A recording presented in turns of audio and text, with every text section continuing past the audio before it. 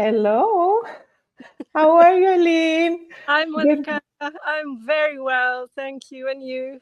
Oh, I'm good, thank you. I'm just like really excited to have you here, and it's a pleasure. We have not met in person, and actually, it's the first time we see each other, at least virtually. But Yeah. this is fun that we're connected, that that you answered the call to come to this space from the ancestors. And I love that the way you're connected. I love your back scenario. You're connected to really nature and everything. That is so beautiful. Oh my God. Where are you right now? Yeah, so it was funny because my schedule for today was really different. So I went away from my desk in the morning because I could see my acupuncturist on an appointment that someone else cancelled. And so I thought, wow, I've got this whole day, and then I'm going. Often when I'm free, I go to visit ancient monuments. And Mm, so I live close by the Loire River in France. And so we have okay. a lot of old dolmens and menhirs in the area.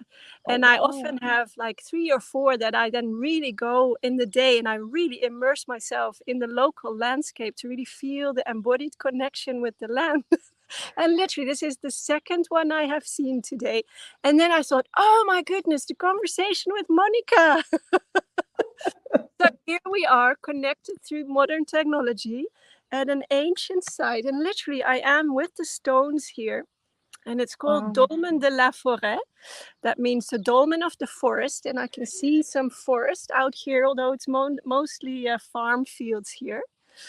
And it's a small one. I've been inside already. It's a very intimate one. And so I imagine one or two ancestors have literally been buried here in the olden times.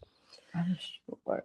And this Yeah. is so exciting that you're also bringing back, or you're bringing into the space this energy and these amazing tomes, and I love it. So Yeah. yeah, just for everybody to know, so this is one more session of the Grandma's March 2024, and the theme of the years is it is time to revive our roots and ask ourselves, what did we do once we knew? So the idea today, Eline, is really like, let's go back to your roots. Let's try to reconnect with them and, get inspired by that ancestral dam that you are and the tree that you showed me before, which is also amazing. And unless the idea here is just an informal conversation for you to really revive your roots, tell us where you come from, any connection to your grandmothers or to your ancestors, any stories that you know, and how that may impacted the woman that you are today, and what leads you to the work that you do. So how are you really impacting the world through all that? But before we start, I will do just a very brief introduction of yourself, and then we start from there. Then it's you. So Eline is an anthropologist, shamanic practitioner, dance guide, and qigong teacher.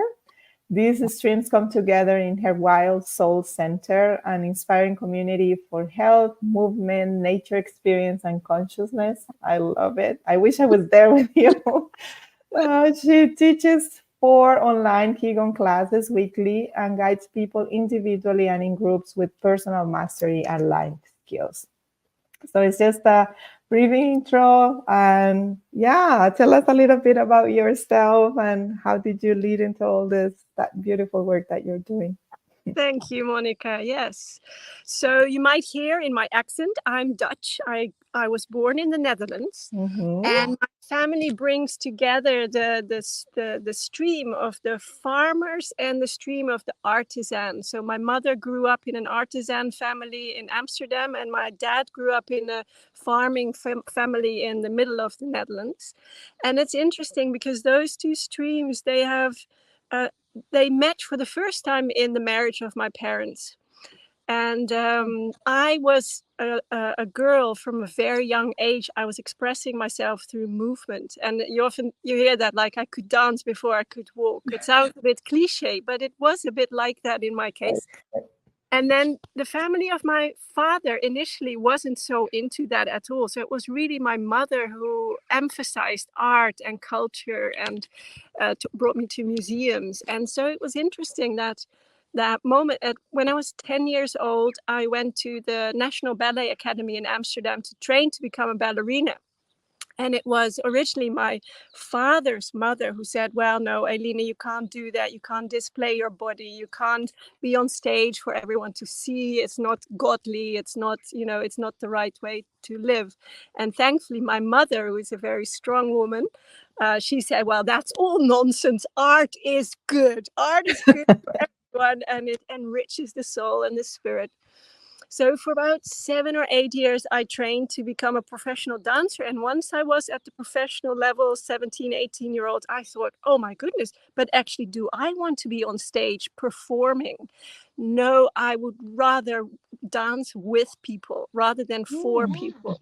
So that's when I switched tack to study anthropology.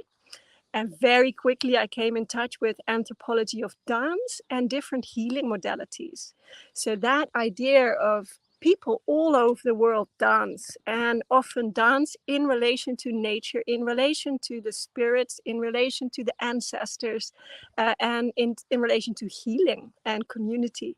So for some reason, many years later, I did my PhD in dance, combining anthropology and embodied methodology. Looking at how dance can bring us back in touch with ourselves, so our body, our heart, and our mind, and through that become a much clearer channel or presence to be here in life, on earth, in this reality. So you hear the crows, and I'm here with the stones. So the sense of the earth supporting us. The sun, I can show you, the sun is bright today. Yeah, we can see the tree as well. Yeah, beautiful. The tree growing with the roots into the earth and the branches up into the sky. Moments like this with the ancestors and the stones, those are so inspiring for me to slow down. And when, I've been teaching for 8 weeks pretty much nonstop. When I need to slow down, these are the places I go to. So that as a first. Yeah, the first beginning. That's amazing. Do you remember anything about your grandmothers? Just like as a curiosity, yeah, or any memories that you can bring? Yeah, it's a little tricky because my parents lived abroad. So I didn't see much of my grandmothers, Okay. and they died when I was 10 or 11 years old. Yes, yeah, So very soon. some memories of a loving cup of tea and a cuddle. I could help peel potatoes. My father's mother, she said no, because I really liked raw potatoes, but I couldn't eat all the raw potatoes I liked because it wasn't healthy. So those kind of things. My grandmother was my father's grandmother. I know actually virtually nothing of my mother's mother, because she died when I was only 3 years old. So I have no recollection Got of. it. So it's more the mother of my father. Yes, she had 8 children, so I was Oh, first of the grandchildren. But in a way, it's just like just the next generation. It was kind of, my youngest aunt is only 8 years older than I am. So my youngest aunt could have been my sister. yeah, it's true. Big families. Beautiful, beautiful. So yeah, now you were telling about how you came into dance, and of course you came from farmers, and also from you say from farmers and artisans, and the art comes from your mother lineage, and yeah, then comes the dance. And how did you go into qigong? Just the curiosity, how well you started into dance, and then what happened, like qigong, and how about the Wild Soul Center, how that came into your life? So qigong is actually very recent, because I only met Okay. in the lockdown, in the first Corona lockdown. And it was via another course I was on which Qigong was a sort of complementary thing on that other course. And I was like, wow, this brings together everything I love. It's movement, it's meditation, it's health, and it's nature, and it's imagination. What's not to like? So literally 3 or 4 weeks after I did that first Qigong movement, of which I'd not really heard consciously before, I was on the teacher training. And I've been teaching for 3 years now. And it's so supportive for my health, because I think it's about 2016, I was diagnosed with an autoimmune disease that affects the bones and the skeleton and the kind of lower back. And so even in the NHS, that's the National Health Service in the UK, where I lived at the time, they recommend movement as the first medicine for this condition. So I started with Pilates and yoga and, the sun salutations in the morning.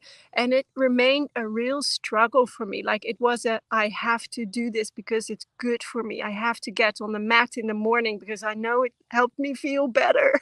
Yes. That says I always finding excuses and, oh no, today I have to cut my hair. No, today I can't do it. But the moment I met Qigong, I've never looked back. It's really that sense. This is such a joyful stream of movement in my life. And it connects with the Taoist philosophy, which in a way is a shamanic practice that goes back thousands of years. And the Taoist masters, they really observed how nature is moving.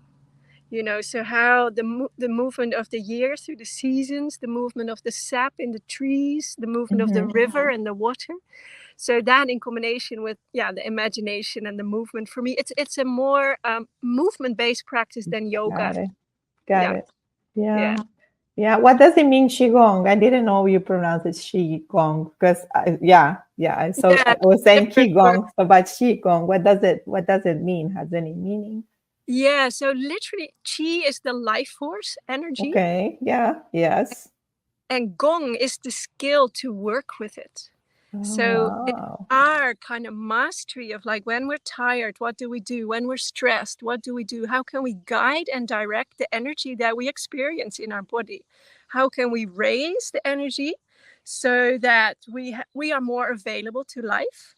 And usually what people find is when you have more energy, you have less, things stress you out less. So the best remedy for if you experience stress and overwhelm is to raise your energy levels, because then you're more resilient and then you're more able to meet life.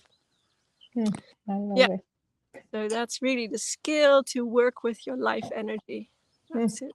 Beautiful. So teaching Qigong and as a dancer, anthropologist, how come a shamanic practitioner also? Like how you got into that, and what do you do for those that don't know around shamanic practitioner? I have interviewed another shamanic practitioner from Australia. Actually, I can connect you with her. Her name is Heather Price, and she has brought a lot into the space about healing with energy and crystals. But we'd love to hear how you work with that and how you got into it. Thank you. Yes. So that was in 2005. I was at the time looking for my PhD topic.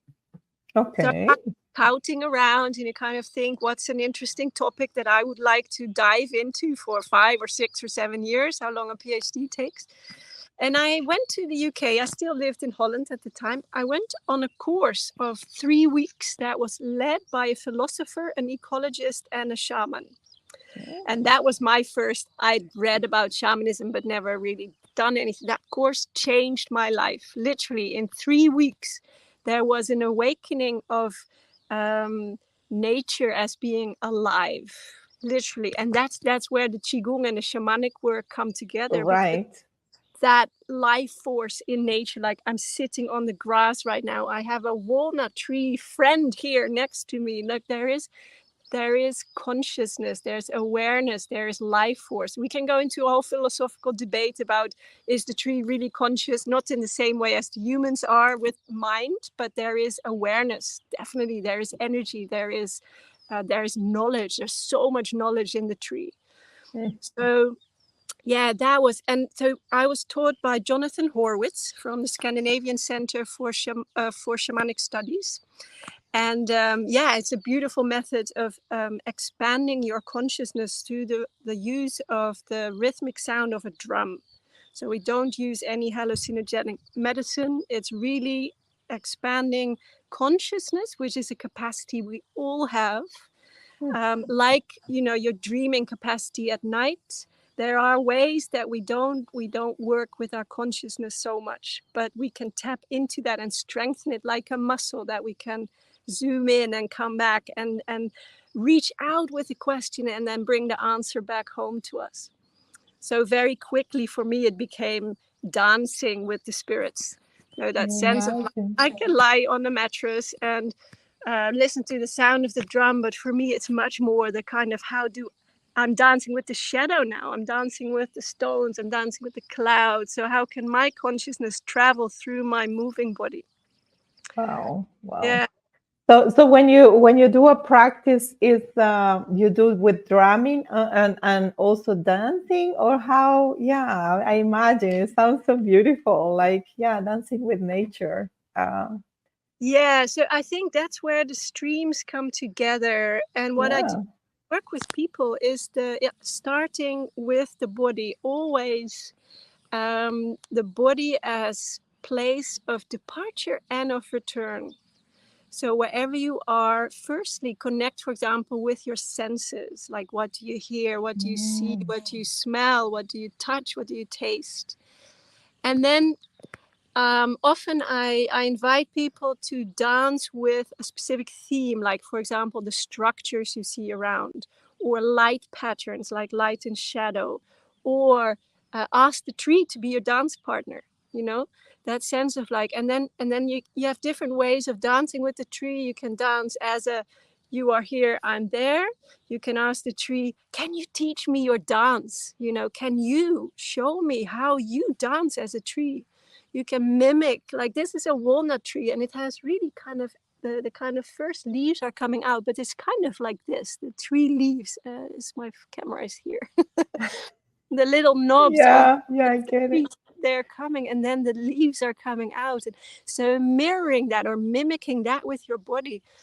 And you can do that as a playful exploration, but you can also ask a question. So before, like, if you would pick up the phone to a friend and say, yeah, I have this question. Who's the best friend I'm going to call with this question? You know, people have their own different wisdom. So if I go, and today I didn't have a specific question, but like, for example, you can ask the tree, how can you teach me how I can look after myself better? And then listen to what the tree has to share in terms of its wisdom. How can I show me a sign for a specific decision in my life? So I'm not sure if I should choose this or that.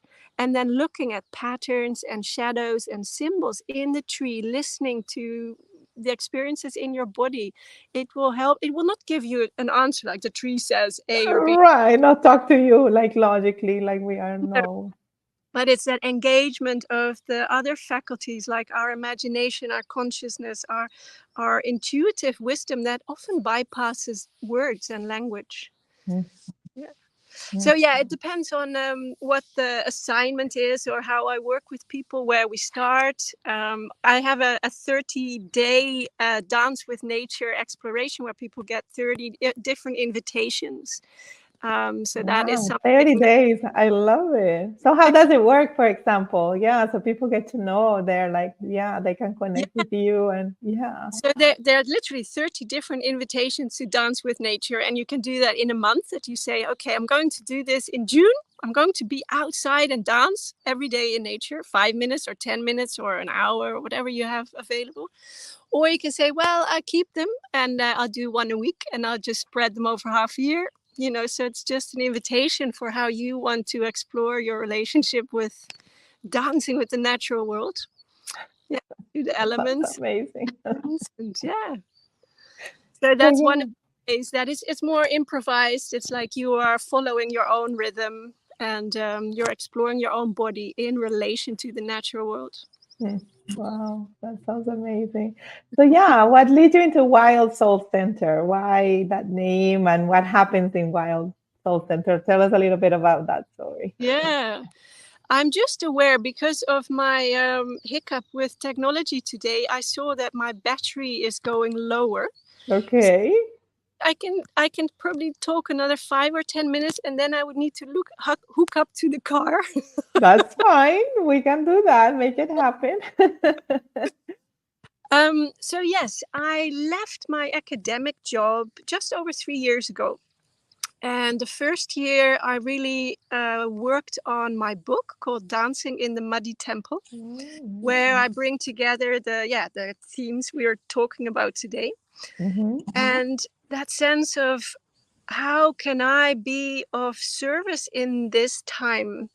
I see we are in a time of real big change, like a paradigm change.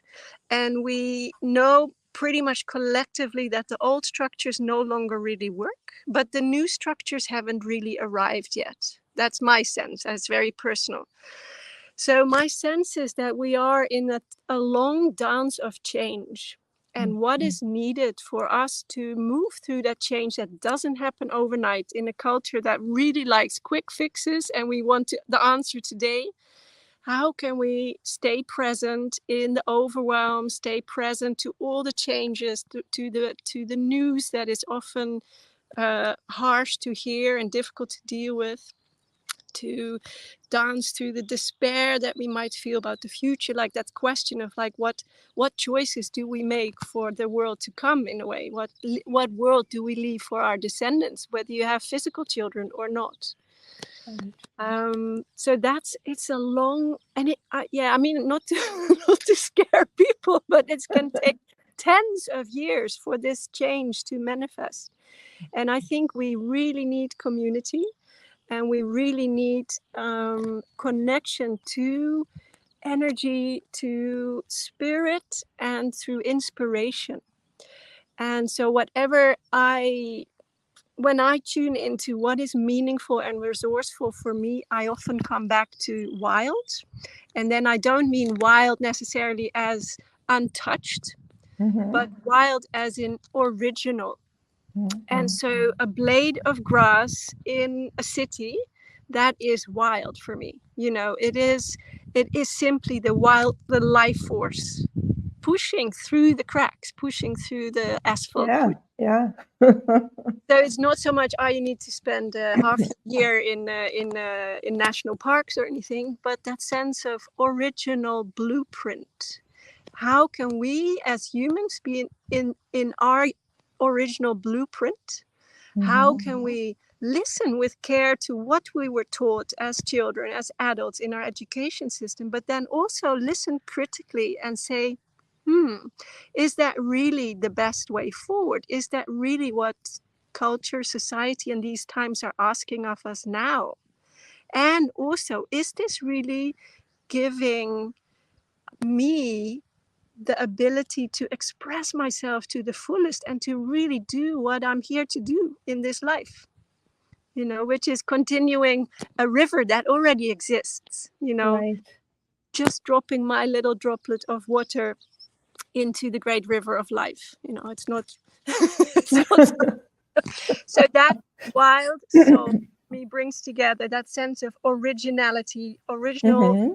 energy, blueprint, wild, and soul, as in the life force again. It's shamanically, soul and life force are very closely connected, so that not soul in the sense I'm seeing a beautiful crow coming over, not like soul in the sense of religious, is there a hereafter, afterlife. It's the sense of the blueprint, who makes you and me. That's Right. unique blueprint. Yeah, fingerprint, like a soul print. You have Yeah, a soul free. finger. I love that. Yeah. Yes, it's true. Yeah. What makes us unique and yeah, Yeah. yeah, and different from the other. We're all the same, but at the same time, we all have our little piece that is different from the other one, right? Yes, that's right. Yeah. Yeah, how beautiful. So yeah, how can people? I'm gonna just put here your website so people can connect to you, and yeah, anything that you want to share about your work that people can reach out, and yeah, the things that you're doing right now, so that way we can start closing, so you have your battery and you need to go. But it's just like, I would love that people out there knows, and whoever watches this video know about your work and where can they reach out, and Thank yeah, just a summary of what you do, and then we wrap up. Yeah, so I was trained as an academic for 20 years. So being an entrepreneur is still quite new. So I'm in a new revision of my website. I love it. Okay. What is definitely solid is my Qigong membership. Like I said, Mm-hmm. like you said, I teach 4 classes every week and people can join live or they can watch replays. And this is really an invitation for regular practice of different lengths. So every class has a different length.